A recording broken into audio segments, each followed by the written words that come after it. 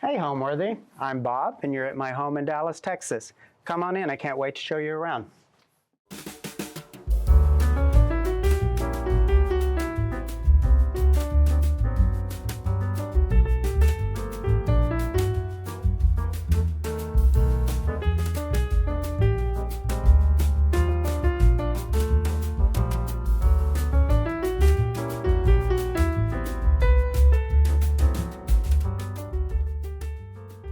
Hi, I'm Allison Kenworthy, the founder of Homeworthy, and we're now offering a membership plan that gives our supporters early and exclusive access to new videos.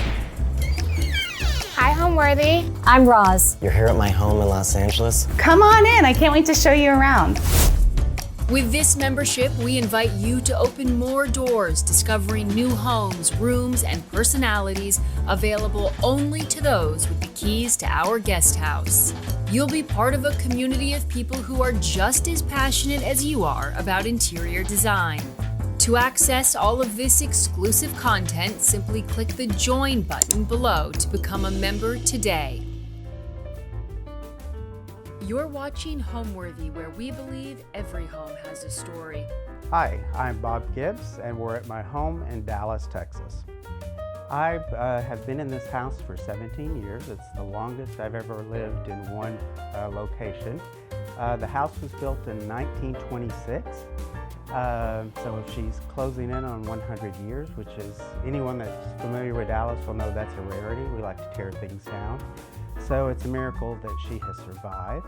And I live here with my partner, Matthew Wilson, and our miniature dachshund, Mabel. This is a Tudor Revival. So from the outside, it's a traditional red brick with a swooping roof line. Inside, a lot of the original features are still in the house. So I have all plaster walls. When you get to the fireplace, you'll see a bachelor fireplace, which are fairly rare in Texas, and then lots of arches and crown and millwork and original windows. So you'll see all of that as we go through the house. I've made 3 passes on this house on construction. So when I moved in, it was 1,400 square feet, a 2-bedroom, 1 bath. That's what I thought I wanted when I bought this house, and quickly realized after moving in that it just was too small for me. And so I've done 3 additions to the house, completing the last one just 3 months ago. I'm a collector. I've watched all the Homeworthy shows. 99% of your people are a collector, and we're a crazy bunch. So you'll see as you walk through the house, there's lots of collections. I love bronzes. I love lamps. I can't stop myself from a pair of lamps. It's like kryptonite for me. Art is an expensive problem for me that I'd like to find a cure for. So there's a lot of stuff in this house. So I try to temper that collection a couple of ways by smalls. For some reason, I'm drawn to little small things. And so you'll see I try to corral those into bookcases or cabinets so it doesn't feel so busy. And then, for the furnishings, I would say they're primarily going to be not modern, they're current, but maybe transitional. And so I try to mix that style. So hopefully, you and your viewers see it as that and don't read it as grandma. So hopefully I'm fighting the good fight against grandma.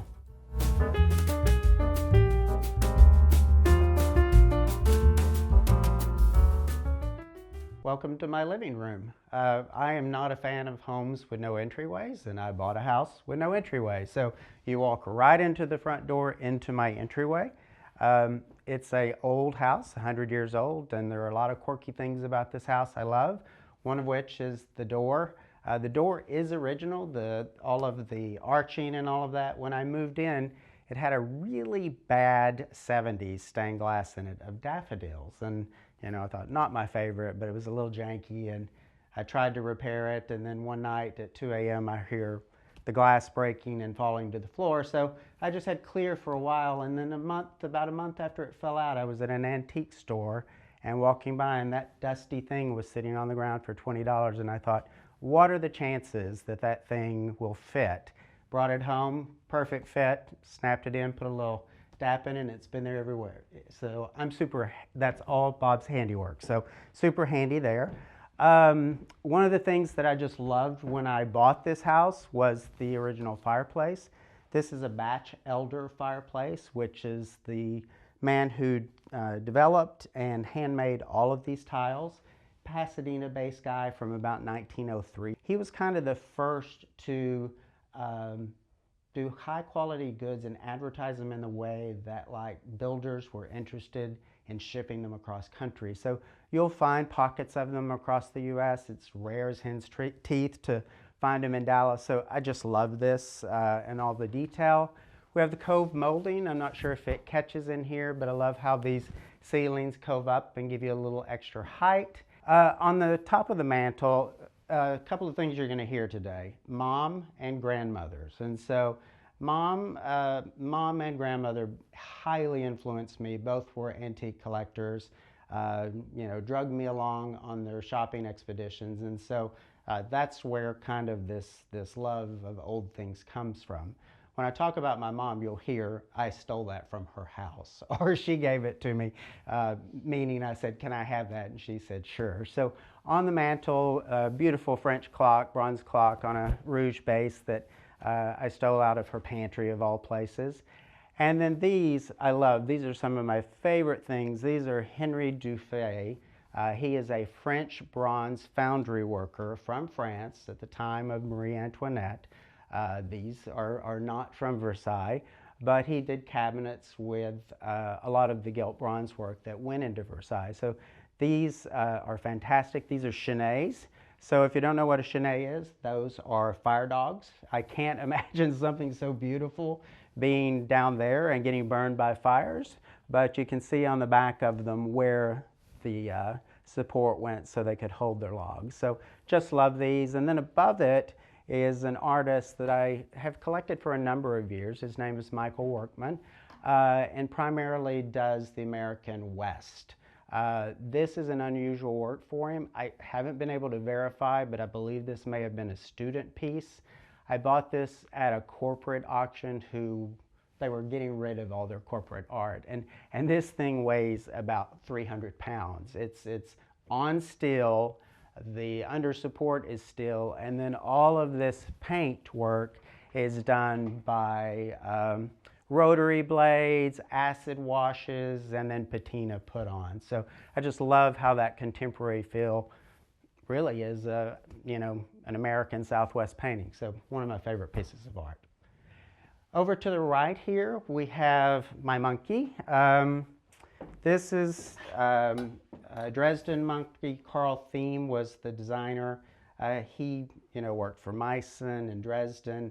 A friend of mine bought one. I had to have one, and it took me about 3 years to find it. Finally found it at auction at Christie's, and he's come home to live with me.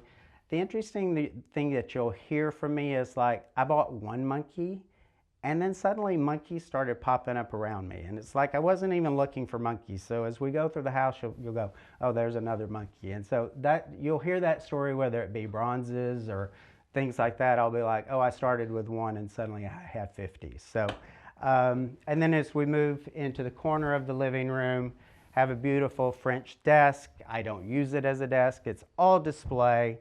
One of the things as an art collector I had always wanted was an old master painting, and they've gone in and out of fashion. Even when they're out of fashion, they're ridiculously expensive. And so this is an old master painting that I found from a great dealer here in Dallas, and I begged and pleaded and needled and got the price down, and then he let me pay it out over a couple of months. And so, finally Bob has an old master painting. So really love that. That's Agamemnon, so it copies David painting that's over in Fort Worth. It's one of my favorite paintings, so I was thrilled to get that.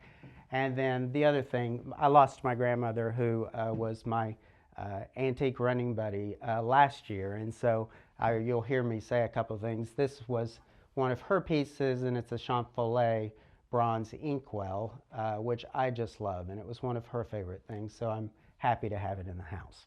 Those are teak garden balls that I found. Wisteria was a local Dallas company that was a catalog business, and they also were extreme shoppers. So they'd shop all over the world and bring back one-offs and then manufacture some of, reproduced some of the things they had found. And so they went out of business and sold to another company. And so they had their sample cell. And these are giant teak balls that were supposed to go out into a garden, but they never produced them. So these are just samples that I thought looked great in kind of a dead spot where this stair comes down and doesn't leave me much option. All the floors in the house are original, and as we move through the house, the newer parts of the house, we matched the white oak. These are I think these are 2.5-inch wide and about 2.5-inch deep, tongued, and so we found old goods and married them up and tied them together. So yeah, throughout the house you have 100-year-old hardwood floors that still look amazing, I think. They have some dings and scratches and things like that, but that's what makes a house great. Yeah, so when I moved into this house, I think I said to you guys, it looked nothing like this. And so I'm only the fourth owner of this house, so a 100-year-old house, and I'm the fourth owner. And everyone that has lived in this house has really loved it. There are notes that get passed forward to the next owners. There's journals of what were done to the house by that owner. Sometimes in their house, some of the blueprints are still here. And so when I bought from the last owner, she had just done the stuff I hate doing, like the mechanicals, the roof, all the hard stuff was done. But all the walls were like a terracotta. She had beautiful taste, but it was like walking in either to a Santa Fe or a Taos Pueblo. So imagine terracotta walls, a lot of terracotta down on the floors in the bath, black and white Indian photographs, and so very light and different. And so I knew I wanted something different, and so I wanted historic colors, and where we had the opportunity to subtly I'll tell you the story because no one ever gets it. I wait for them to pick it up and they never get it. So in all the original parts of the house from 1926, I did go with this green, which is a custom color that I developed and then had Benjamin Moore make, and the same with this kind of mustardy gold trim. I wanted historical trim colors and the brown on the fireplace. As we moved through the house, anything that was added to or as a new addition, I flipped. And so the walls are historic colors, custom made for me, but all of the trim work will be white. And so that's the indication that those rooms are new. These are a Dallas artist called Carmen Menza, and she does light box installations in all different sizes. I have 3, so you'll see another one in another part of the house. I love them. They're unexpected. They're not colors that I decorate with, which I love, because again, I think art should be different. You'll see none of my art makes sense with each other. They don't talk well to each other, and I like that about them. They kind of influence each other. So she has a secret of these. I know her secret. I only know because one of them had to be repaired, and I got to look in it. But when you'll see it face on, it moves depending on where you're standing. So they're 2 of my favorite things. They were gifts from my partner Matthew for one of my birthdays. So they're just fantastic. She does great work.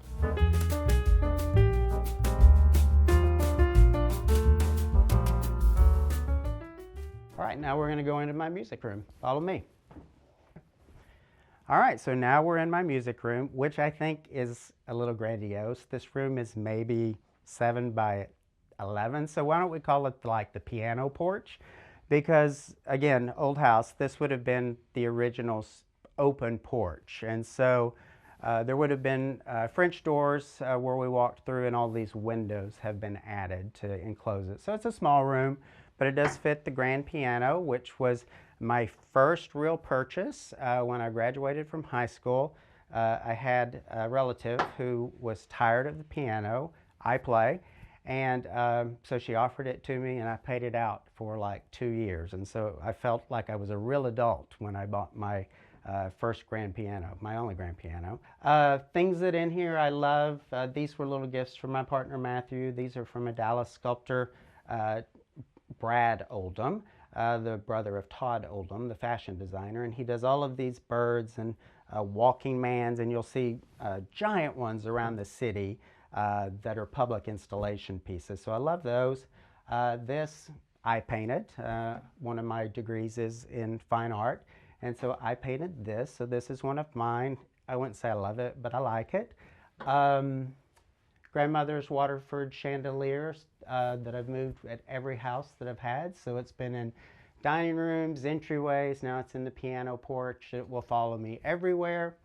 And then I just love this painting here. It's a French artist. His name is Rigaud. You'll see a couple of them in the house, but he's most known, he does some beach scenes, very casual, loose beach scenes in the Impressionist style. But this one is what he's really known for, which are cathedral interiors. And I just love the darkness. You know, if you've been into a cathedral in any part of the continent, you know, you walk in and if it's a cloudy day, it's dark, and then the shaft of light hits these windows and just illuminates it. So I love the nuns, and I love the stained glass and all the detail work of the masonry and joinery vaults and everything like that. So one of my favorite paintings. And then on these shelves, I have to say, I didn't buy one thing that is on these shelves, and I didn't realize it until I was dusting these damn things the other night, because there's just a lot to dust in this room. These all came from my mother, and so I think I said one time in passing, I'm going to do some shelves in alabaster and white stone, and thus it began. And so every time I went home, something new was produced, where she found it at a garage sale, estate sale. And so, you know, these just came in a couple of weeks ago. She had found those at an antique mall. And so Mom has given me all of these white, tan, and beige things that I think work really well in here. This statue, grandmother, as I said, I lost my grandmother last year. She's 97 years old and was a Spitfire to the end. And so this was on one of her banisters, and at one time would have been lit for gas. And so before electricity, there would have been an attachment here, and so this would have been a light to provide some illumination in here. Oh, and then I forgot, you know, the count your pennies and get what you want. I think I had read an Architectural Digest when I might have been 23 or 24, and there was a photograph of, I don't even remember whose apartment it was, but they had this stark antelope carpet, and I just thought, one day I'm going to have that. And so a couple of years ago, I saved my pennies and got this put down in the piano porch. And as always is the case, you have a little too much, and they were getting ready to take it out. I said, oh, no, this is like gold. You're not taking any of the scraps away. I'll find something to do with these. And I lived with them for a couple of months thinking, what am I going to do with this? It's like golden fleece. And then I made the decision, well, maybe I'll just seam it and put it up the stairs. And so I was lucky to get a twofer. I got a floor and a runner. So you'll see the runner as we go upstairs in a little bit. When I walked in, well, I guess I should back up just a little bit. Like I say, I moved every 2 or 3 years. I'd find a house, redo it, flip it, and go to the next house. And always in this part of town. I'm in the Lakewood area of Dallas, which is about 1 mile away from White Rock Lake, which is kind of the crown jewel of Dallas for those of us that like to walk and run and bike. And the Arboretum is also there. So I've always lived in the area, but had never lived in a Tudor, which this area is really known for. And so I put my prior house on the market, and it surprised me, it sold before it hit the market. And so the wrinkle was they wanted it in 2.5 weeks, and so, or the deal was off. So I have a fantastic realtor. We looked at 66 houses in 6 days, and nothing met my needs. And this was the last house we looked at. And we walked in, and it didn't look like this, but we walked in, and I immediately said, I can make this work. And so made the offer and moved in 3 weeks later.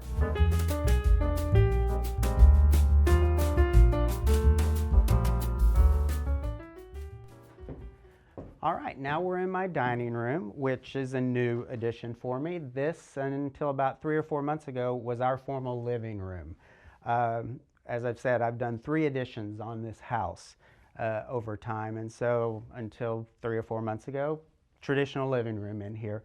When we had people over to dine, We completely emptied this room and brought in a table that we have in storage and chairs that were in storage and did that. So it was a real commitment if you were going to have a dinner party. So we're thrilled to have a dedicated dining space, and obviously we're getting ready for a party. We didn't clean this house for Homeworthy and not get it ready for a party, so we're having a little dinner party tomorrow night. So things I love in this room, you're about to see as we move into the butler's pantry. Bob and Matthew like stuff, and we really like dishes, silver, crystal, any things to deal with table. And so this was one of my first purchases in China, refined China, which is the Royal Crown Derby, Old Amari. And I just love that, and paired it with Mosier, which is German glass, chargers, and then salad plates. Silver is Grand Baroque. All of the glassware is Waterford Mave. And so just love the table stuff. So you'll see we have about 25 sets of china. So, you know, it depends on who we're having and what they've seen. Sometimes it's all in white, sometimes it's blue and white. So today we're Crown Derby, a little more official. Love this light fixture. This was an antique French fixture that was a candelier, meaning originally had no electricity. It just burned off candles. And I just love the subtle shimmer of those amethyst glass beads. You don't see those that often anymore. So was thrilled to find those. And this was in the dustiest antique mall you can imagine, with the most disparate things you can imagine, meaning like toilet tissue holder things that your grandma had knitted. And so this stuck out like a sore thumb, and we went back 4 or 5 times and, you know, kept negotiating. Finally, they lost their lease and they needed to negotiate. So that's a new addition for us with the dining room. So love that piece. And then these, a pair of Baker chests, antique Baker, for Baker I should say, and then an antique sideboard Baker piece over there. So got a little matchy-matchy, but they're from different collections, which is fine. Other things, you know, that I love in here, we needed a pair of good mirrors in the dining room. They're surprisingly hard to find. Antique ones or pairs are impossible. If you do find them, they're prohibitively expensive. So I found this is Vintage Carvers. I can't remember where they're out of, but they still do all of their carving by hand, all of their bevel work by hand, and they still do this beautiful water gilt on all of their frames and mirrors. So I just think they're beautiful. They look appropriate. They go with the furniture, and they're just a little different.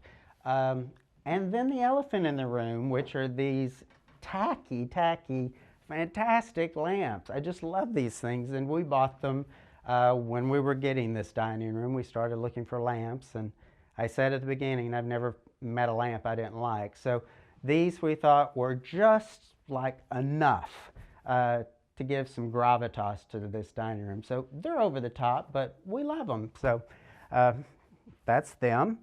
Across the sideboard back there, you heard me say I start with a monkey and then suddenly monkeys follow me around. I may be off, but I would say 8 months ago, besides this china, I didn't own a piece of Amari porcelain. Now you see there's 1, 2, 3, 4, 5, 6 bottle vases. There's a lot of Amari in this room and in this case, and as we move through the house, you'll see even more. So now we collect Amari because everywhere we go, there's a piece of Amari, so you got to buy it. And so we love having people over. It's so great to be able to have the space and to be able to leave it out and set up a couple of days early, and so it's worked really well for us. So it's a great room, and at night it glows, so we really love the space. Furniture piece, another furniture piece in the room is this French. This is actually a French bookcase. This is a kind of a story that's like, how did it end up there? I had a friend that was moving from Dallas to New Mexico, and so she felt her house in New Mexico was going to be much more New Mexican. And so she sold all of her high French and, you know, fussier things. So she had this for sale. My mom bought it and put it in her house. And when I moved into this house, I said, hey Mom, you know, that cabinet would be just perfect for my room. And she said, well, what am I getting? So we traded. I had an antique cabinet that was about twice as big as this, which she needed the bigger cabinet. So this comes from my mom through a friend that she bought it. And so it holds a ton of, you know, stuff. Again, I said we collect things, and so I try to corral them where they're just not over every tabletop. So, you know, in here you'll find more Amari, you'll find Perrier, throughout the house, which Perrier we just love. It's, you know, was made during the Victorian age, and it was the poor man's marble. And so they did statues and busts of just everybody. And so you name it and there's a bust. So it's scattered throughout the house. And then I have an enormous collection of, again, it started with these porcupine quill boxes. They were made in India. When the British occupied India, the soldiers would make these and send them home as mementos. And so they come in all sizes and shapes, and so I've got way too many of them. But you'll see more of those throughout the house. And then, of course, more of the bottle vases. Again, we started, I think, with one, and we're up to about 42 of those now. So. Yeah, so tomorrow night we're having 2 neighbor couples. That's, you know, one of the things I absolutely love about this neighborhood is we are friends with our neighbors, good friends. And so we're having neighbors 2 sets across the street in separate houses come over tomorrow. We don't entertain, we're not informal people. So even when we try to be informal and set like a white table, a tablescape emerges. And so I would say we're a little more formal. So this table obviously is a little more formal. The normal, I would say I cut it down a little bit by doing not traditional flowers, so doing more of the plants and just keeping it kind of simple and organic. But the meal, we're having homemade gazpacho. It's one of the things I can do and I do pretty well. And then we're doing a Gladly salad, which if you've never had one, you should look it up. I think it's at the Biltmore Hotel in Arizona, and it is the most beautiful salad. You can make it in advance, which is great if you're doing a dinner party. And then it's beautiful. It's sectioned in different ingredients, and then you top it with whatever your guest prefers. So like we're doing a smoked salmon and chicken option for them. And so then fresh bread, lots of wine, champagne, and other drinks, and then a great trifle for dessert. So high and low, I would say.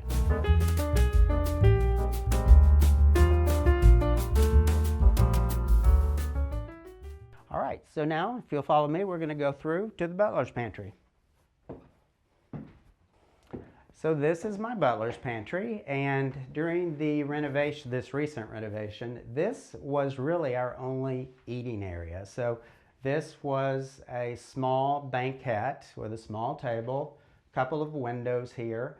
So it wasn't really functional for us. It was not easy for folks to get in or get out of the banquette, and so we just didn't utilize it much. And then I just decided it would make a fantastic butler's pantry for us. And as I said in the dining room, we're collectors of tableware and things like that. And so prior to having this, you know, we had dishes under beds and in cabinets all over the house. And so now we get to store and see the stuff that we use. So we're finding we are using things more often. So, you know, in here we have all of the different silver candlesticks. You know, this is a new addition. Well, that's not the one. This is a new addition that I just bought. That's an antique Royal Crown Derby. Got to figure out one for that. And then Wedgwood Medici and Wedgwood in gold ivy. And I think there's like 5 other there. But what it did is it got us super unorganized, if you hadn't told, but got me super organized. So like these drawers, you know, able to do the cut glass in a way, I open it and I can see it and immediately know what I'm going to use. And so this has just worked out beautifully for us.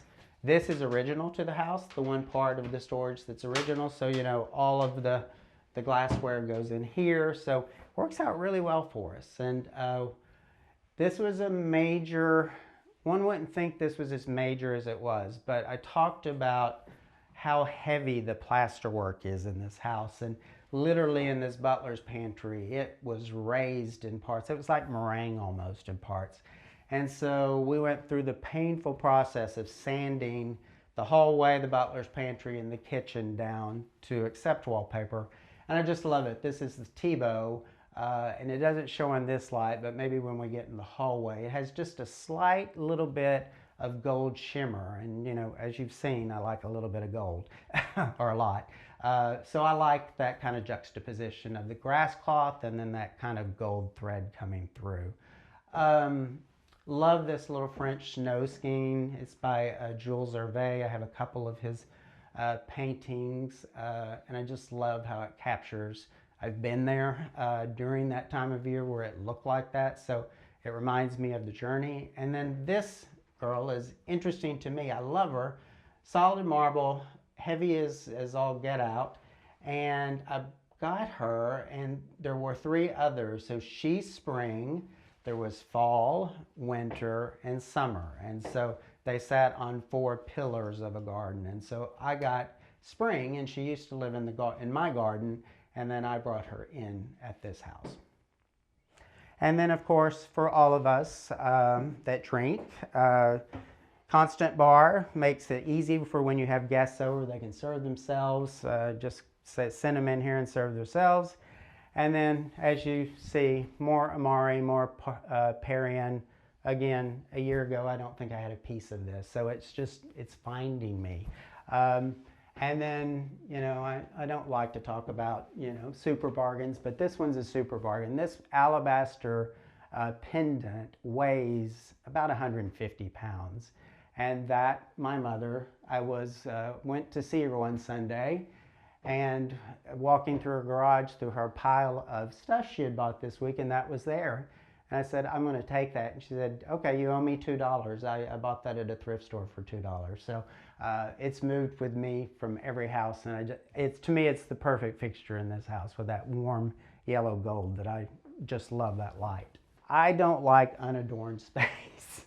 Unfortunately, I walk into these beautiful modern homes. I have friends, you know, and they have like one book and one beautiful candle, and I think, I want to live that way. And then I just think, well, what are you going to do with all your stuff? And so I love it. I just know it's not the way I'm going to live. So I don't like to have a blank backsplash. And so I found these antique watercolors, and I think they're Croatia, or maybe they're Prague. But I just like that there were 4 of them. I had them reframed in more of a little contemporary matte style. And just love kind of the interest. So you'll see art hung in unconventional places as we move through the house. Because as you're a collector, you run out of space and you got to find new places to hang things. It's a big secret. I'm not sure I can share that with you. It's command strips. I don't know what we did before command strips. So that's how they're hung. They're the kind that are not a hook. They're Velcro to Velcro, sticky on both sides, stick, press, stay. All right, so now we're going to go into the kitchen, so follow me this way. So as I told you, when I moved into this house, it was 1,400 square feet, 2 bedroom, 1 bath. Tiny. And it was just me at that point, so I thought, oh, I can make this work. So this was the original footprint of the kitchen. So the refrigerator was here, but was not built in. And so recently had that done just to clean up the space. And so kitchen went through this last remodel, just kind of a light refresh. So repainted the cabinets. This is a custom historical color that I made up for Benjamin Moore made for me. So we repainted in the same thing. But I did take the opportunity to upgrade the countertops. The original, they weren't original, but they had walnut countertops. And while they were beautiful, I'm not a cooker, but my partner Matthew cooks every night, and they just are problematic. They do everything that a person with OCD hates. They stain, They show dust. They just drove me crazy. But it did have a beautiful antique French backsplash tile, all hand painted, and unfortunately there wasn't enough to carry forward. So just went with quartz.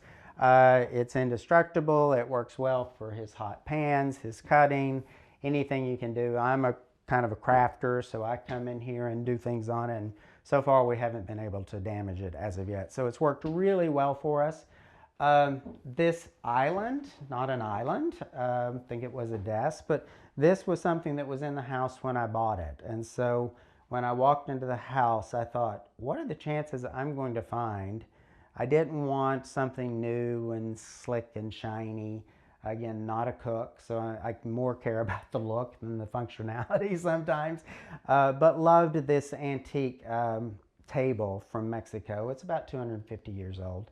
And so we use it as our island, and it has drawers in it that holds bills. So one for Matthew, one for me, and not very functional for cutting or anything like that, but holds stuff. And at a dinner party, you can pile a charcuterie board or something like that on there. So we love this, and I'm so glad I was able to keep that with the house. These two pieces of art here are two of my favorite things. I'll show you in a moment the very first piece of real art I bought. These were my number 2. I think I was 18. And they're carved ivory. So they're unusual. They're Elizabethan court scenes, so they have a lot of relief and drama in them. I just love them. They have a lot of imperfections. They've cracked over the years, and they've been repaired a million times. But, I remember the pain of buying them and the excitement of buying them, and oh my God, how am I going to pay for them? And then getting them paid off and think, well, what I'm going to buy next. And so I love them, and I love that they're in the kitchen. You'll find some of my favorite things are in the most unconventional places because I'm in here all the time. I want to be surrounded by things no matter where I am. So the green in here is surprisingly not the same green that you saw in the living room, but it is a historic color. And so one of the things I feel very strongly about is I don't like going from a red room to a green room to an orange room. I'd love to see that house, by the way. So I like a consistent color palette through a house. Now, I break a rule. So I always say, I know the rules, and you got to know the rules before you can break the rules. But as you move through the house, you'll see these greens and beiges.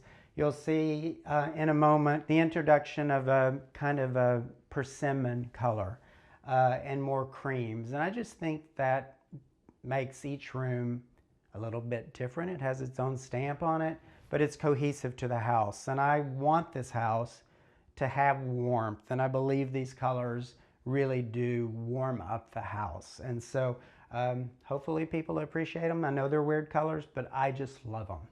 All right, and we're just going to continue into the cooking part of the kitchen. And so this probably, talk about the third iteration of this house edition. And I guess I keep saying I've done 3. The first was I added an ensuite to the bedroom, the one guest bedroom that was my primary when I moved in. We'll see that in a little bit later. The second edition was more major. It was the addition of the second floor, which contains the primary bedroom, dressing area, closet, and bathroom.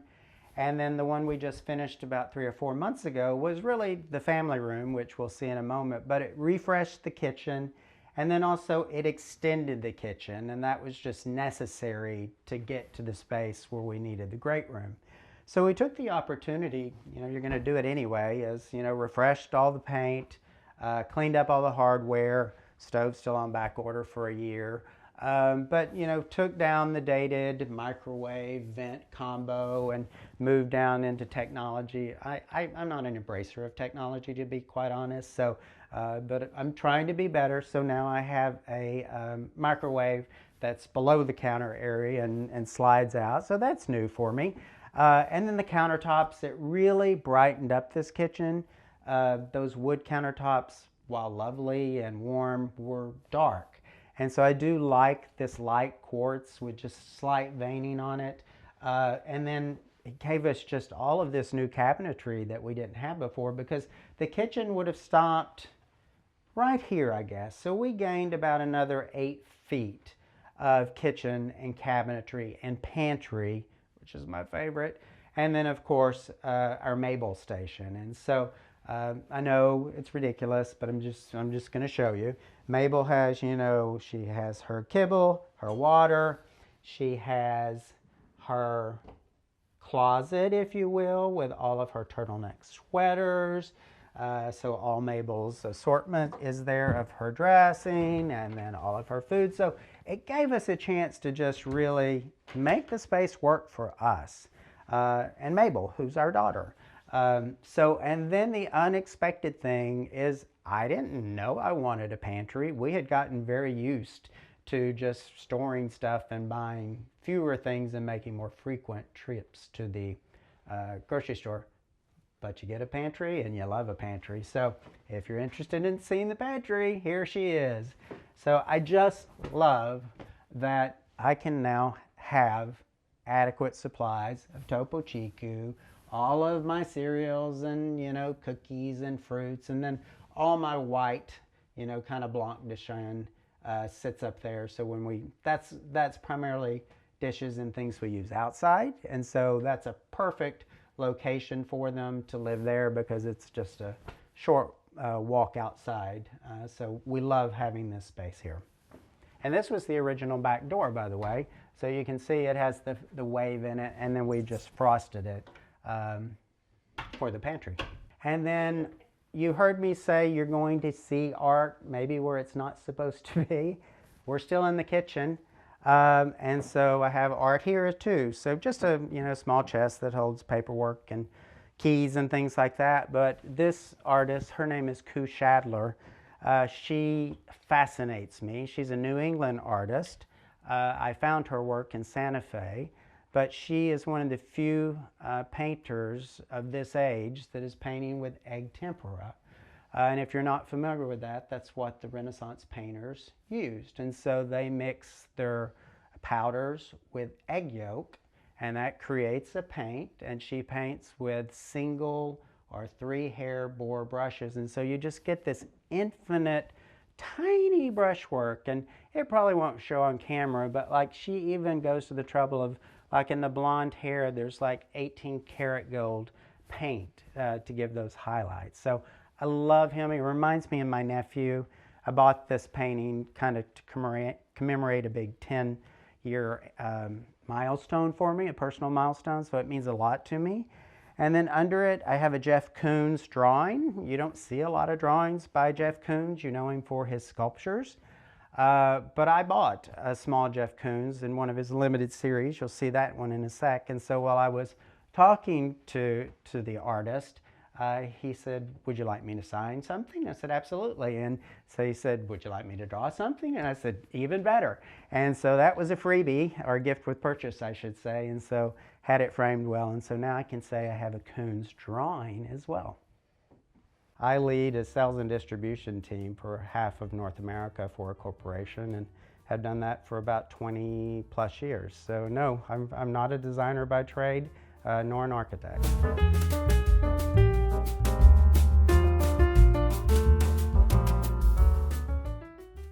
Okay, so now we're going to go into the new family room. Follow me. All right, so now we're in the family room, which is the newest addition to the house. So for the past 17 years, you'll see in a moment, we lived, or our family room was a spare bedroom. And so very tiny. We had a 30-inch television in there. We have an 85-inch television now, and I know I've heard everyone rave on their frame TVs and how it doesn't show that it's a TV, it's an art. I looked at them. They're great, so I'm not going to talk smack about the frame TV. This one just has a better picture, and Bob loves TV, and this is a TV room, and so we're having a big TV. So I don't care what it looks like. It's a great TV to watch movies on. But I love this room. It is exactly what I wanted it to be when I started working with my architect, who has been through every iteration of this house with me. And I love her because she listens. She knows the aesthetic that I have. She knows it's important to me that everything feel period. I do feel like I'm a steward of this house as the 4th owner.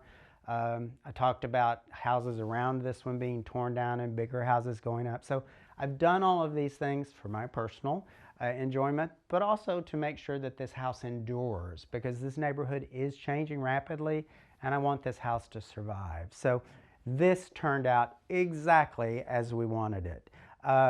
So I'll just walk you through a couple of things. I mean, I love the coved ceilings. You know, that was one of the things I thought, how can I get a little bit of period detail in the house without going crazy? So all of the millwork we did in here kind of matches the original millwork in other parts of the house. So that worked well. Again, moved this kind of funny muddy color in here. It's not the green from another room. This actually has much more a beigey yellow in it. You'll see it pick up through the drapes that has that same greeny beige in the walls.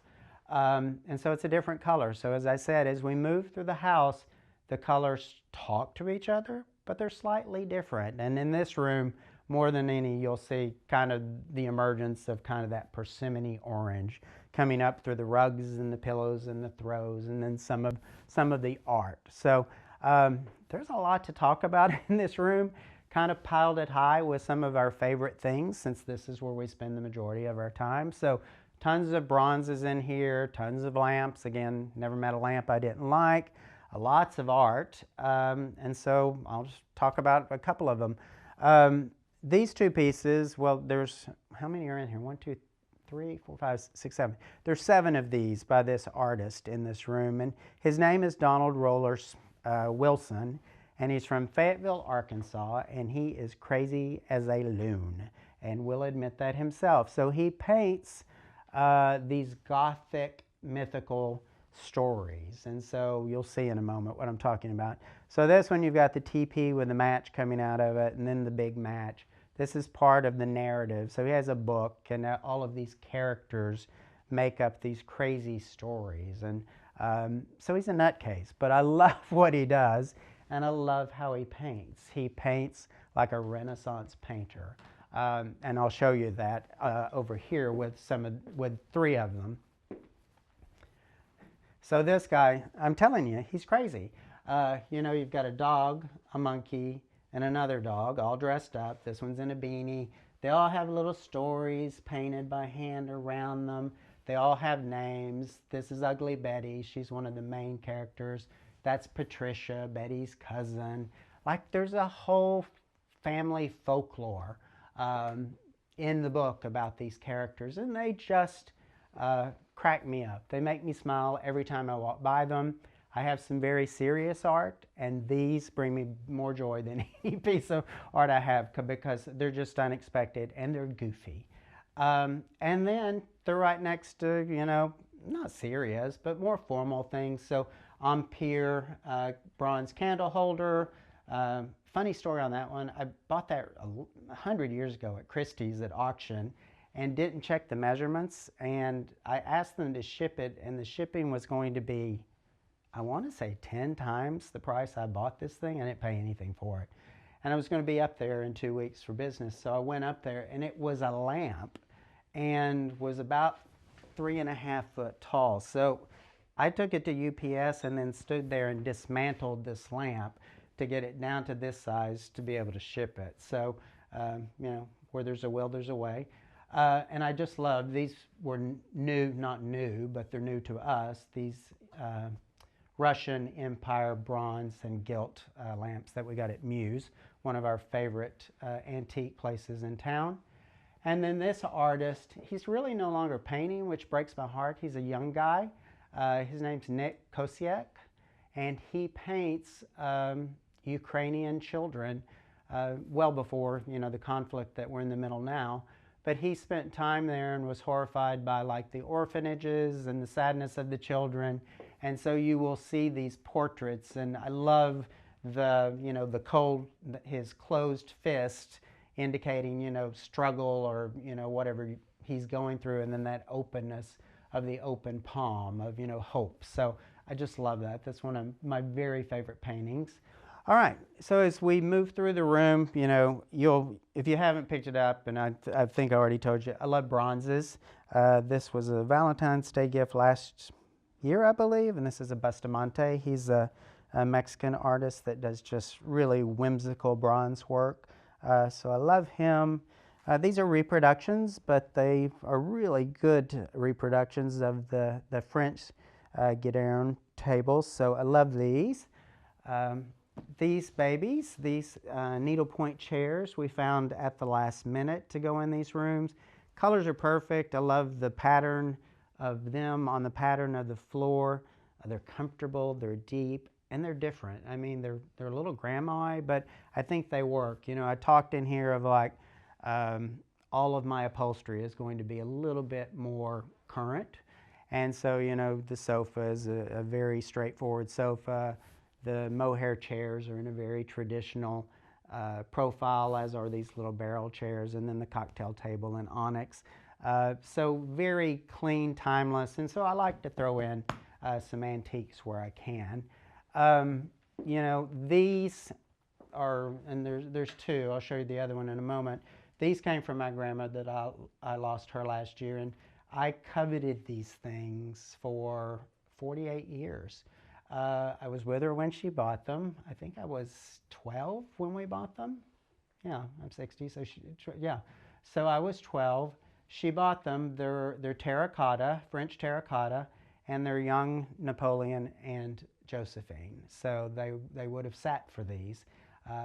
I've never seen another pair of them in my life, and I just love they retain all of their hand painting on them, just fabulous detail. They creep some people out, but I just love them. And again, they just add another conversation point in the room. So in the great room, you know, we've walked through what, the living room, dining room, butler's pantry, kitchen. This house, as you'll see, it meanders. It's a deceiving house. From the curb, it still looks like a 1,400 square foot house. People are surprised. They get in and we kind of wander and they're like, oh, there's another room, and it leads to another room and another room.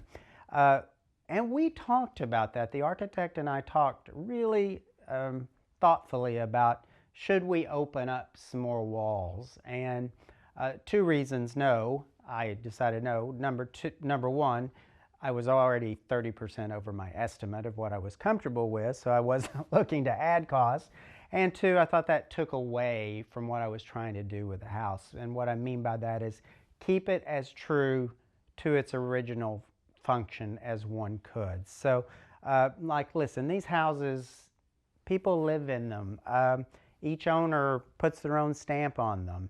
I probably have put the biggest stamp on it of any owners, but I hope that, you know, the viewers come away and go, that makes sense. You know, the rooms do flow. You know, it's not disjointed. You don't go into this huge family room that's open to the kitchen only then to go back into these kind of rabbity rooms. So we were really thoughtful about that, and I hope it comes through. In this room, some of my furniture, favorite furniture pieces, this little small table, it's chagrin and bronze, and it's the designers are R&Y Augusti out of Paris. And they just do quirky tables, lots of boxes and vessels, but they always use unusual materials in kind of in a way that hasn't been used before. So that was a Valentine's present from Matthew maybe 5 years ago, and I just love it. It's, again, you know, you look for those things that are a little funkier, that can play well with the antique, and I thought that was perfect. It gave it, you know, a little bit more modern, contemporary, but still they talk to each other. And of course, on the table, I told you monkeys were going to become a thing. There's a monkey, so there's two. Started with one, and there's one you'll see in another. Talked about my love of bronzes, and again have, you know, 3 bronzes here, varying ages. I love the bronzes of animals, so those are the ones I really try to look for, but any bronze I'll buy, to be quite honest. Moving through the room, again, another monkey, gilt bronze. I think this one was an inkwell at one time. Purchased this at Nick Brock. He just has the most beautiful antiques of all Dallas, so if you need something very special, highly recommend shopping at Nick's. So I got that there. Some cased Italian glass. I love kind of the thickness of that. Then the star of the room, in my opinion, is the Jeff Koons. That is the balloon bunny. and that's produced by Bernardo. So while that looks like a balloon bunny or a metal balloon bunny, that's actually porcelain with that finish placed on it. So I just love that, and that's where I met Mr. Coons and ended up with the drawing. So I feel really fortunate to have that. And again, it's one of those pieces that people ask about. They're like, and they always do it like they don't want to insult you, but they're like, is that a balloon? You know, that kind of tone. Is that a balloon? What is that? So I love that opportunity to start a story. And then again, the pair to Josephine Napoleon over here, again, inherited from my grandmother last year. And then the last piece in the room that I wanted to highlight was this case. I am not a person that likes display cases. I fight against them. I don't like them. This was my grandmother's, and it's a nice specimen. It's a Chinese Chippendale, which are rare. It's small, which is rare. And, you know, no one else in the family wanted it, and I thought, well, I didn't want it just to go to auction, so I thought, well, I'll find a home for it. And lo and behold, it fits perfectly there. And then what it did that I never even thought, it holds all of these little treasures that I like to collect. But, you know, on their own, they're just one small thing, but you put them in a cabinet like this and suddenly you have a collection. So, you know, these are all bronze, and they use these as wax seals. So when you used to write letters and seal them, you would hot wax, and then these would put your initials in them. So I love collecting those, some small ivory pieces, and then these, of all things, my aunt at one time collected Judith Lieber handbags. And so I thought they were so unique and so beautiful, I thought, well, I'm going to buy some of the pill boxes. They look like little sculptures. And so on the bottom shelves are all those Judith Lieber pill boxes. I think they look like little pieces of jewelry. So I just love the sparkle that they give in the room. So I ended up loving that cabinet. So try it. Sometimes you'll like it. You know, when we built this family room, it served a couple of purposes, or I wanted it to serve a couple of purposes. Number one, I wanted a giant TV. I figured at 60 years old, I want a big TV. So it seems ridiculous to build a room for a TV, but that's how my mind works sometimes. Matthew cooks every night, and he's an amazing cook. And in the old setup, I was on the other side of the house. We couldn't talk.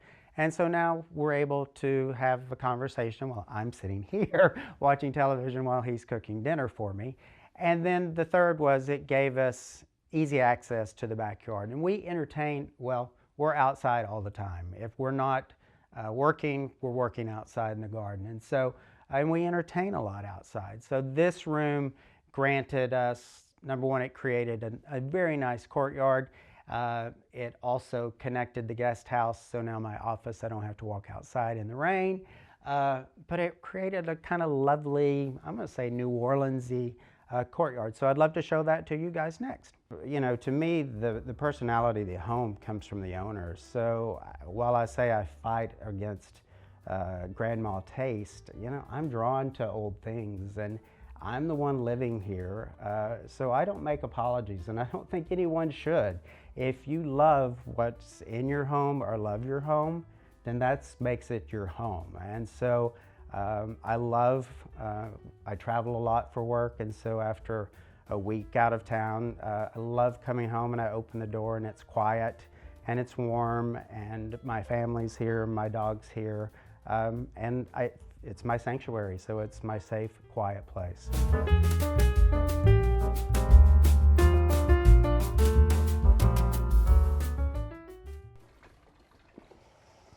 All right, so now we're out in our courtyard.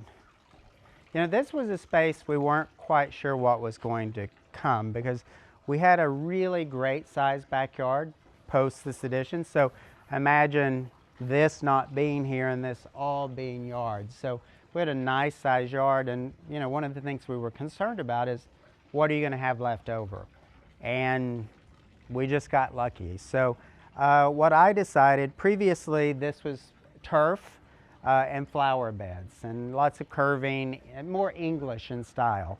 And so, and I hate that it's February in Texas. There's not a lot of things blooming right now, and it's a little bleak out here, but you get the gist. So when construction started, we kind of didn't know what we would end up back here with. And you know, we lost a lot of plants. Plants had to be moved. It destroys your landscaping construction. And so I took the opportunity to rethink the space. And so when we realized we had more space than we need, or than we thought we might, I thought, well, let's make this more like a New Orleans courtyard. So you'll see we put down all of the, and there, I had some just very smaller area, so found more of this great Chicago antique brick. So again, it instantly ages the space, so it's not brand new looking. I wish y'all were here in like a month because all of this furniture goes away. And all new Palachek hospitality suite furniture is coming out here, so come back. But we do entertain a lot out here, so you know, formal or informal dinner parties out here, primarily a little more casual, blues and whites and white tables and things like that. And then I'm always on the hunt for unusual garden things. So you'll see over here, this is an antique armillary, which is how they would have, you know, measured time and astral positions at time. You know, I warned you at the beginning of this thing, I'm a little bit of a thief when it comes to my mom. Two of these French statues in the corner. She had just found those at a garage sale, and I was out there and I said, those are going in the back of the car. And so those came home with me. So, and this was a birthday present from my mom several years ago, bronze fountain. She wasn't a fountain for probably 6 years, and then once we built this courtyard, had her plumbed and dropped the reservoir in there, and so now she's great. Now I have to admit, on conference calls, I always have to close the door because people are like, you're in the bathroom, and I'm like, I swear that's a fountain, that's not me in the bathroom. So love that. And then I love anything Victorian, and we were recently in Fredericksburg last month, and I found this just fantastic Victorian plant stand. I know some people are like, ugh, gross, chippy iron, but I just love it.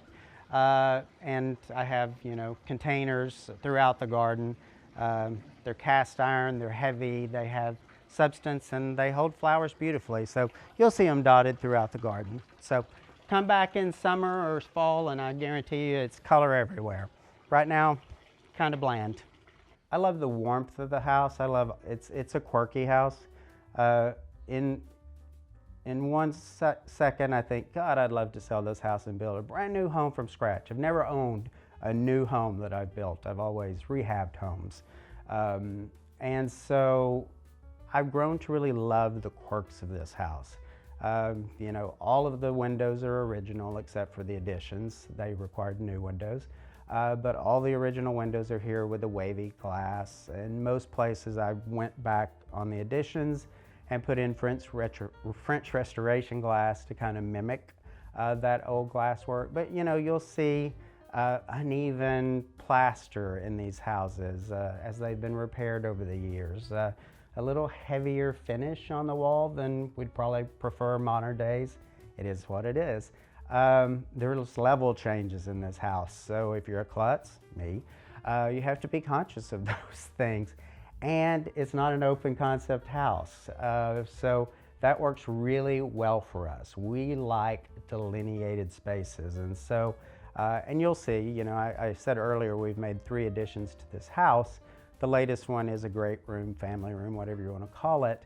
And that did kind of open up our living in the house, but it is definitely a segmented house. And I think during COVID and post-COVID, people really started looking for that, as you know, you had multiple people at home and each needing dedicated, quiet workspace.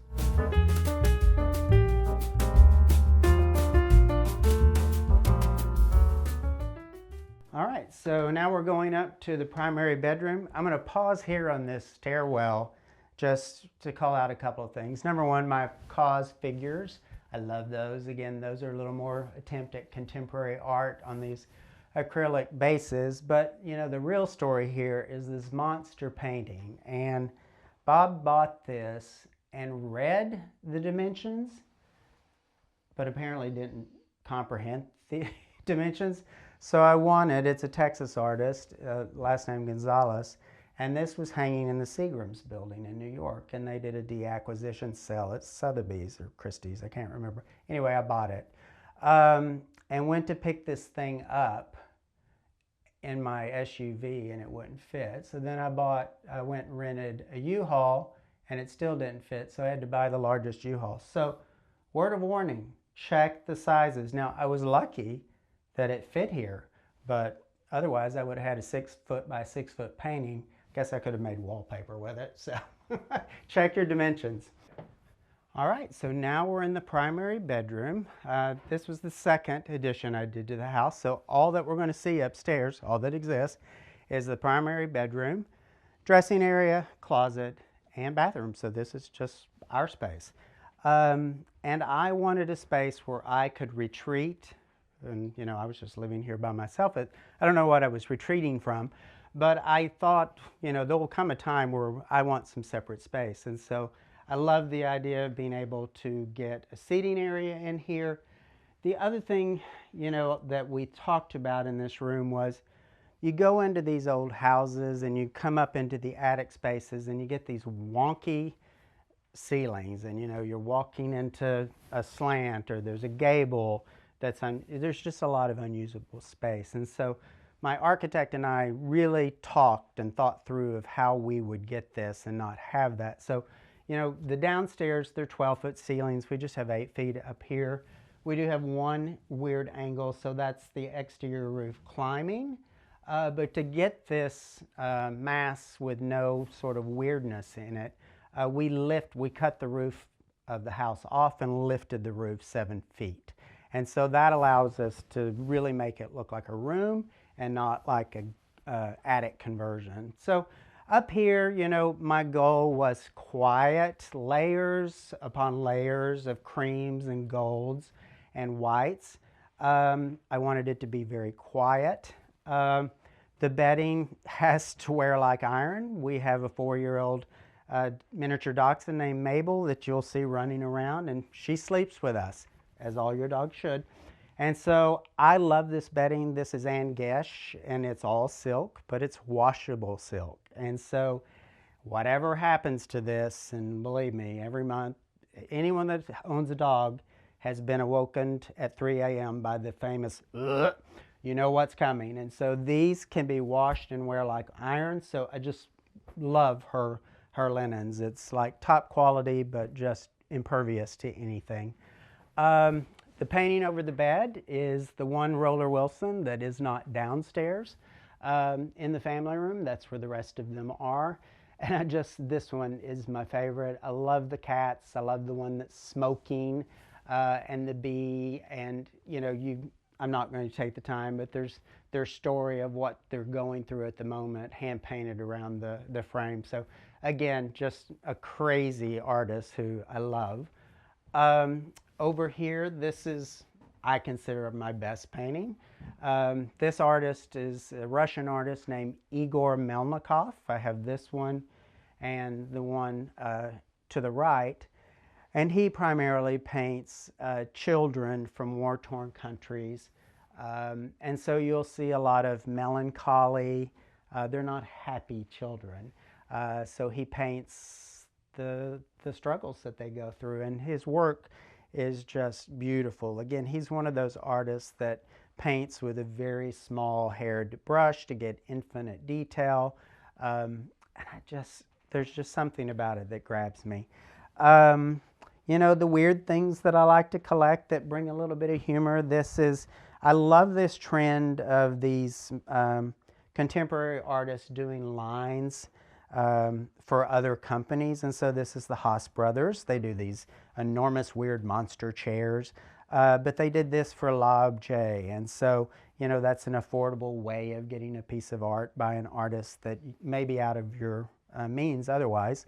And then over here, you know, I told you I will mix things up. These are all, you know, with the exception of this cat painting, all of these are by two brothers, Seth and Simon Weiniger. And they paint differently. So I thought that was unique that I found a pair of painting brothers. And then I just mixed it in with I got this at a garage sale for 25 cents, and it's an interior of a cathedral. We saw, I like that in finer paintings downstairs, and so I thought, you know what, let's mix that in. So I thought that was a nice addition to the room. So I just love like this tonality of the room. You know, there's burlap, there's velvet, there's this jute seagrass, there's onyx, there's brass, there's silk, but it all ties together because it's all very tonal. Okay, now we're going to take a look at the dressing room and my closet. So my closet, small but mighty. You know, when I built this addition, I wanted a big closet, and this felt really large when I built that. You know, you're always over budget. So looking back, I should have made this closet even bigger and done things now that I'd like to do, but it works. You're probably telling now I don't wear a lot of color. You'll see I wear navy, black, tan, gray, and pretty much solids. I think there may be 6 plaid shirts up there. Unless I get into dinner jackets. And then, of course, I love a good dinner jacket. So, you know, people say I look like an Oscar statue when I wear that. And then, of course, the real sickness is shoes. So for a guy, I have a lot of shoes, and I'm not going to apologize. I like them. Home is my sanctuary. It's my playground. It's my experimental place. I have no fear of trying things. You're going to see some rooms that I'm breaking some rules, or things that are not considered fashionable right now. I don't care. I like it. And it solved a unique problem that we'll talk about when we get into those rooms. And so home for me is a place for me to be myself, to do what I want, to surround myself with friends and family. We live somewhat formally, but I'd like to say we're formally informal, meaning there's nice things in the house, but nothing's too precious. Put a drink down, pick something up, look at it, ask the question. We like talking about the things that we collect. So to me, it's, you know, my quiet space, and then it's a space that I can bring in friends and family and kind of share the house. Thanks for watching. Go to homeworthy.com for exclusive content and shopping guides.